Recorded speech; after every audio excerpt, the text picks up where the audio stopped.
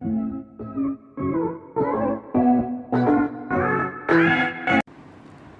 Self Sangeeta Rachiyata, lecturer in home science. आज का topic है हमारा एमए फाइनल ईयर। आज का टॉपिक है हमारा लीवर डिजीज़। यूनिट 3 है ये आप लोगों की, और उसमें यूनिट 3 का 3rd पॉइंट है लीवर डिजीज़। लीवर डिजीज़ क्या होती है हम पहले पढ़ेंगे, फिर उसके कार्य पढ़ेंगे, फिर उसके प्रकार पढ़ेंगे और फिर उसके लक्षण पढ़ेंगे। सबसे पहले हम लेते हैं लीवर डिजीज़ क्या होती है। यकृत शरीर की सबसे बड़ी ग्रंथि है। यह उदर के दाहिनी ओर तथा डायफ्राम के ठीक पीछे पसली की ओर स्थित होती है। इसका रंग भूरे लाल रंग का चॉकलेटी रंग होता है। इसके 2 भाग होते हैं, दायां और बायां। दायां भाग बाएं भाग की अपेक्षा 5 गुना अधिक भारी होता है। यकृत पिंडकों का बना होता है। इन पिंडकों को ग्लीसन्स कैप्सूल्स कहते हैं। ग्लीसन्स कैप्सूल्स कहते हैं। यह पिंडक यकृत कोशिकाओं के बने होते हैं। यकृत कोशिकाओं में पित्त कोशिकाएं फैली रहती हैं। यकृत की कोशिकाएं एक रस उत्पन्न करती हैं। उस रस को हम पित्त रस कहते हैं। पित्त नली की शाखाएं इन रसों को इकट्ठा करती हैं तथा सामान्य पित्त वाहिनी यानी कॉमन बाइल डक्ट में पहुंचाती हैं। इस रस को पित्तरस भी कहते हैं। यह गाढ़े पीले रंग का तरल पदार्थ होता है जो यकृत वाहिनी द्वारा पित्ताशय में जमा होता है। इसमें पानी, श्लेष्मा, पित्त लवण तथा पित्त वर्णक बाइल पिगमेंट्स पाए जाते हैं। इसे बिलीवर्डिन तथा बिलीरुबिन नामक वर्णक होते हैं। पित्त रस उत्तम स्वास्थ्य के लिए निहायत जरूरी होता है क्योंकि ये भोजन के पाचन व अवशोषण का कार्य करता है। यह वसा के पाचन में मदद करता है तथा लाइपेज एंजाइम को क्रिया के लिए उत्प्रेरित करता है। ये लोहा, calcium, phosphorus, vitamin A, D, E के अवशोषण में मदद करता है। यकृत की कोशिकाओं में एक ऐसा पदार्थ बनता है जो एमिनो अम्ल को यूरिया में बदल देता है। यहाँ से यह रक्त गुर्दों, किडनियों में चला जाता है, जहाँ यह रक्त से अलग होकर मूत्र के रूप में शरीर से उत्सर्जित हो जाता है। अब सबसे पहला हम लेते हैं, पहले तो पढ़ा हमने लीवर होता क्या, यकृत क्या होता है। अब लेते हैं यकृत के कार्य। यकृत का मुख्य कार्य होता है कार्बोहाइड्रेट का मेटाबॉलिज्म करना, प्रोटीन का मेटाबॉलिज्म करना, फैट का मेटाबॉलिज्म करना और विटामिन और खनिज लवणों का मेटाबॉलिज्म करना। तो सबसे पहले हम लेंगे कार्बोहाइड्रेट का मेटाबॉलिज्म। यकृत कार्बोस का मेटाबॉलिज्म करने में हमारी सहायता करता है। यह जो सिंपल कार्बोहाइड्रेट होते हैं, मोनोसेकेराइड, उनको ग्लूकोजेनेसिस की क्रिया के दौरान ग्लूकोज में बदल देता है, मतलब उसकी सरल फॉर्म में बदल देता है। यकृत में लैक्टिक अम्ल, पायरुविक अम्ल में ग्लिसरॉल, ग्लूकोज तथा ग्लाइकोजन में बदल दिए जाते हैं। यहाँ ग्लूकोज, फ्रक्टोज तथा गैलेक्टोज भी ग्लाइकोजन में बदल दिए जाते हैं। ग्लाइकोजन का संग्रह इकट्ठा यकृत द्वारा किया जाता है। आवश्यकता पड़ने पर जब कभी व्यक्ति को भोजन द्वारा ग्लूकोज नहीं मिल पाता, व्रत या उपवास की स्थिति, तो हमारे शरीर के अंदर स्टोर्ड ग्लाइकोजन जो होता है वह हमें एनर्जी, ग्लाइकोजन ग्लूकोज में बदलकर हमें एनर्जी देने का काम करता है तथा रक्त शर्करा के रूप में तंतुओं तक पहुंचकर हमें ऊर्जा देने का कार्य भी करता है। यकृत द्वारा ही रक्त शर्करा का नियंत्रण होता है। ग्लिसरॉल, लैक्टिक अम्ल मेटाबॉलिज्म के बाद पायरुविक अम्ल ग्लूकोज प्लस ग्लाइकोजन बनाते हैं। ये तो हमारा कार्बोहाइड्रेट का मेटाबॉलिज्म। कार्बोहाइड्रेट के मेटाबॉलिज्म के बाद हम पढ़ते हैं प्रोटीन का मेटाबॉलिज्म। प्रोटीन का मेटाबॉलिज्म भी महत्वपूर्ण भूमिका निभाता है। ये डीएमिनेशन की क्रिया के द्वारा पायरुविक अम्ल को अमोनिया में विघटित कर देता है। मतलब प्रोटीन का मेटाबॉलिज्म होकर पायरुविक अम्ल बनता है, वो अमोनिया गैस को रिलीज करता है। अमोनिया गैस विषैली होती है।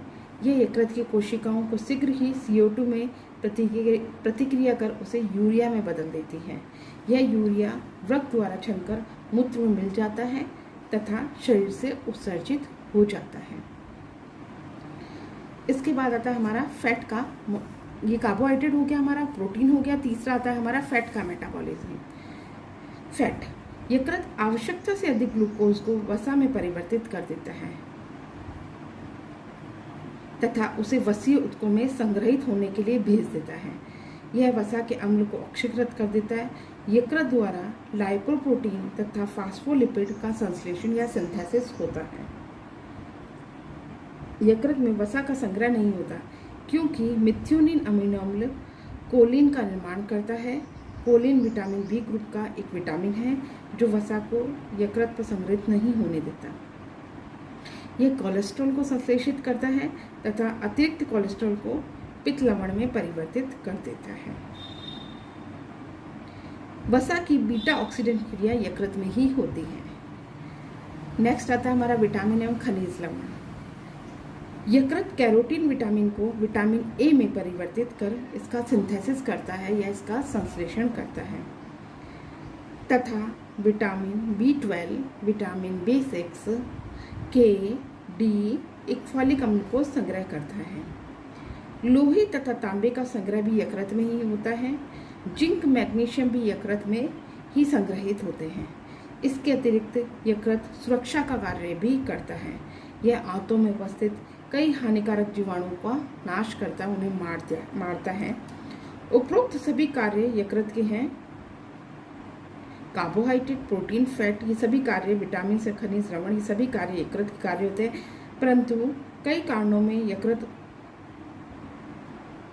यकृत उपरोक्त कार्य को भली भांति संपन्न करने में असमर्थ होता है तथा रोगग्रस्त हो जाता है। इसमें कई विकार तथा विकृतियां उत्पन्न हो जाती हैं जिससे यकृत में अल्सर फॉर्म हो जाते हैं। यकृत की कोशिकाएं मरने लगती हैं। परिणामतः यकृत कार्य करना पूर्णतः बंद कर देता है जिससे व्यक्ति की मृत्यु भी हो जाती है। यकृत में दोष एवं विकार उत्पन्न होने से निम्नलिखित रोग हो जाते हैं, जिनमें से कुछ हम लेंगे। जैसे हम ले लेते हैं जॉन्डिस पहला, उसके बाद हम लेते हैं hepatic coma, hepatic cirrhosis, hepatic coma, hepatitis B, hepatitis B. ये कुछ रोग अगर लीवर में हो जाते हैं तो इससे हमें मृत्यु भी होने की आशंका रहती है। सबसे पहले हम लेते हैं यकृत पीलिया, वायरल हिपेटाइटिस। वायरल हिपेटाइटिस होता क्या है? यकृत के रोगग्रस्त होने के बाद सबसे पहले प्रकट होने वाला पहला लक्षण जो होता है वो होता है जॉन्डिस यानी पीलिया। पीलिया की स्थिति में रक्त नलिकाओं में बाधा उत्पन्न हो जाती है। इस कारण रक्त में पित्तरस की मात्रा बहुत अधिक बढ़ जाती है, जिससे त्वचा पर श्लेष्मिक झिल्लियाँ का रंग हमारा जो होता है पीला लगने लगता है। देखने पे आईज भी पीली हो जाती है, नेल्स भी पीले हो जाते हैं, हाथों की स्किन जब हम देखते हैं तो वो भी हमें पीली दिखाई देने लग जाती है। इस स्थिति को हम पीलिया या वायरल हिपेटाइटिस भी कहते हैं। हिपेटाइटिस कई प्रकार का होता है। फर्स्ट होता है ऑब्स्ट्रक्टिव पीलिया। पीलिया कई प्रकार का होता है। ऑब्स्ट्रक्टिव पीलिया, हिमोलाइटिक पीलिया, हिपेटोसेल्युलर हिपेटाइटिस, ये कई तरह का पीलिया होता है। सबसे पहले हम लेते हैं ऑब्स्ट्रक्टिव पीलिया। यह पीलिया पित्त नलिकाओं में बाधा उत्पन्न होने से होता है। इस स्थिति में पित्तरस पाचन संस्थान में पहुंचकर सीधे ही रक्त में चला जाता है, जिसके कारण पीलिया हो जाता है, जैसे पित्त नलिकाओं में पथरी होना तथा सूजन होने से। सेकंड आता है हमारा हिमोलाइटिक पीलिया। इस प्रकार के पीलिया में रक्त में उपस्थित लाल रक्त कणिकाओं का अधिक नाश होता है, मतलब आरबीसी सेल्स जो होती हैं वो अधिक टूटने लग जाती हैं, उनका ब्रेकडाउन हो जाता है, जिसके कारण हमारी स्किन जो होती है पीली नज़र आने लग जाती है, जैसे पित्त ज्वर में। थर्ड आता है हिपेटोसेल्युलर हिपेटाइटिस। यह पीलिया वायरस के संक्रमण तथा विषाक्त दवाइयों अथवा विषाक्त पदार्थों के सेवन करने के कारण होता है। यकृत की कोशिकाओं पर निष्क्रिय प्रभाव पड़ता है तथा पीलिया रोग हो जाता है। पीलिया रोग में सामान्यतः संक्रमण ही होता है। इसे वायरल हेपेटाइटिस भी कहते हैं। पीलिया की स्थिति में रक्त में बिलिरुबिन की मात्रा 2 से 8 mg पर 100 ml होता है। बिलिरुबिन की अधिकता न केवल त्वचा का रंग ही पीला कर देती है बल्कि आंतरिक अंगों के श्लेष्मिक झिल्ली को भी पीली कर देती है, जिसके कारण हमारी स्किन जो होती है वह हमें पीली दिखाई देने लग जाती है। अब आता है पीलिया के लक्षण। पीलिया के लक्षण, पीलिया में सबसे पहले हमारी त्वचा जो होती है, नाखून व इस आँखें वे हमें पीली दिखने लग जाती हैं। भूख कम लगती है, चक्कर आने लग जाता है, जी मिचलाने लगता है, पेट में दर्द, सिर में दर्द होने लगता है, मूत्र भी हमारा पीले रंग का आने लगता है। अगर हम टेस्टिंग करेंगे तो उस कपड़े पर भी यूरिन के टेस्ट किया जाता है, तो किसी कपड़े के ऊपर, वाइट कलर के कपड़े के ऊपर यदि यूरिन डाला जाता है तो वो भी पीले रंग का हो जाता है। उससे हमें अच्छे से ये पता चल जाता है कि हमें जॉन्डिस हो गया है।